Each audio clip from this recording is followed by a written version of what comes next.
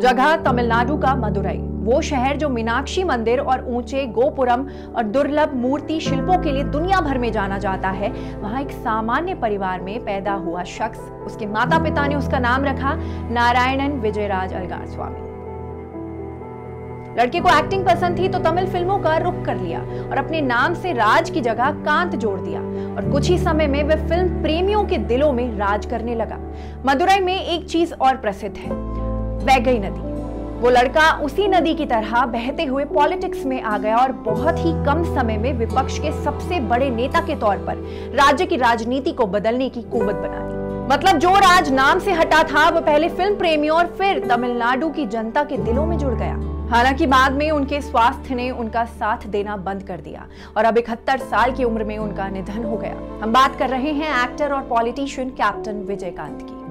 साल 1952 में मदुरई में जन्मे विजयकांत की गिनती तमिल फिल्म इंडस्ट्री की बड़ी हस्तियों में की जाती रही है। उन्होंने मुख्य रूप से तमिल सिनेमा में ही काम किया।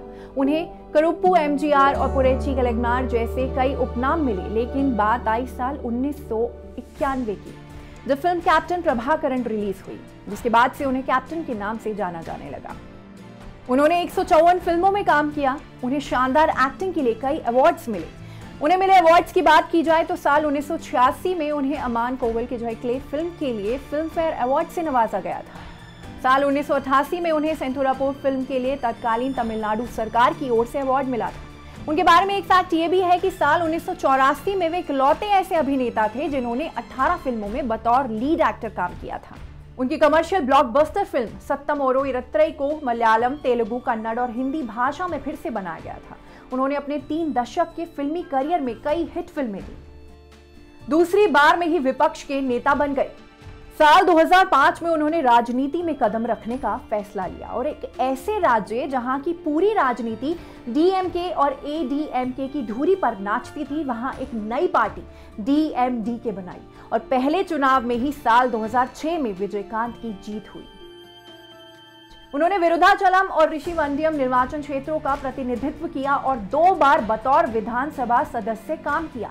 साल 2011 के चुनाव में तो विजयकांत ने राज्य की राजनीति ही बदल दी और 29 सीट पर जीत हासिल की। इस चुनाव में वे विपक्ष के नेता बने, जिस पर साल 2016 तक रहे। हालांकि साल 2016 और फिर साल 2019 में चुनाव हुए और उनकी पार्टी बेहतर नहीं कर पाई।